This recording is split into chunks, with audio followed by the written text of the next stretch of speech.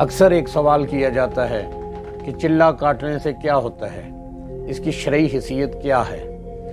اگر شریعت میں یہ منع ہے تو پھر بزرگان دین مثلا خواجہ معین الدین چشتی اجمیری، حضرت داتا علی حجویری، حضرت فرید الدین مسعود گن شکر، حضرت بری امام سرکار اور دیگر اولیاء اکرام کی چلہ گاہیں کیوں مشہور ہیں؟ اس ضمن میں عرض کرتا ہوں، پہلے وقتوں میں جب اولیاء اکرام دین اسلام کی تبلیغ کے لیے مختلف علاقوں میں جاتے تھے، وہاں دو صورتیں ہوتی تھیں۔ ایک یہ کہ وہاں پر پہلے سے مسلمان موجود ہی نہیں ہوتے تھے یا بہت ہی کم تعداد میں ہوتے تھے، تو وہ کسی مناسب جگہ پر ڈیرہ جما لیتے تھے، پھر آہستہ آہستہ اسلامی تعلیمات کا پرچار کرتے تھے، بلکہ خود عملی نمونہ پیش کرتے تھے۔ لوگ ان سے متاثر ہو کر اسلام کی طرف آنا شروع ہو جاتے تھے۔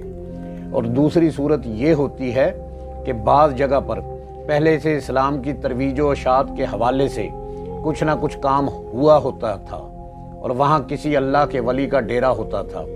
جب دوسرا مبلغ اس علاقے کا رخ کرتا، وہ دیکھتا کہ مناسب جگہ کون سی ہے جہاں پر اس کو کچھ لوگ مل جائیں جن کی مدد سے بآسانی دین اسلام کی تبلیغ کا کام کیا جا سکے، تو اس کام کی انجام دہی کے لیے جہاں قیام کرتے، وہ جگہ وہی ہوتی تھی جہاں پہلے کوئی نہ کوئی اللہ کا بندہ دین کی دعوت دے چکا ہوتا تھا۔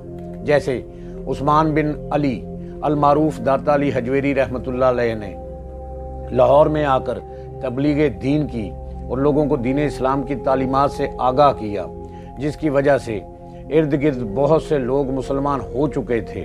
پھر جب حضرت خواجہ معین الدین چشتی اجمیری رحمۃ اللہ علیہ اس طرف تشریف لائے تو انہوں نے بھی پہلے اسی جگہ قیام کیا، کیونکہ پہلے سے لوگ دین کے بارے میں جانتے تھے، ان کی مدد سے لوگوں کو دعوت دینا آسان تھی۔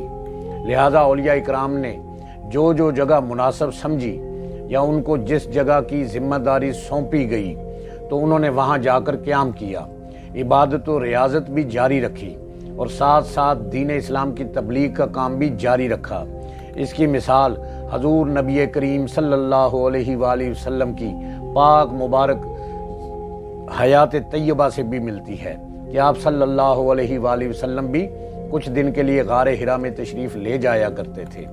اس لیے اولیاء اکرام پہلے وقتوں میں بھی اور آج کل بھی کچھ نہ کچھ وقت خلوت نشینی میں گزارتے ہیں اور موقع کی مناسبت کے اعتبار سے دین اسلام کی اشاعت کا کام بھی کرتے ہیں۔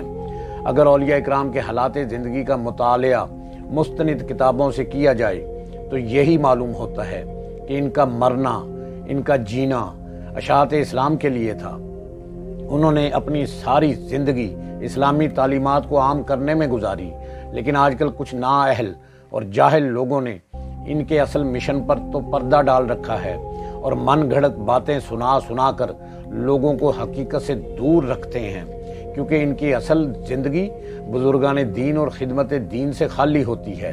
نہ عبادت، نہ ریاضت، نہ خدمت دین کا عملی نمونہ، اور لوگ اگر ان سے اس بارے میں سوال کریں تو ان کے پاس بتانے کو تو کچھ ہوتا نہیں۔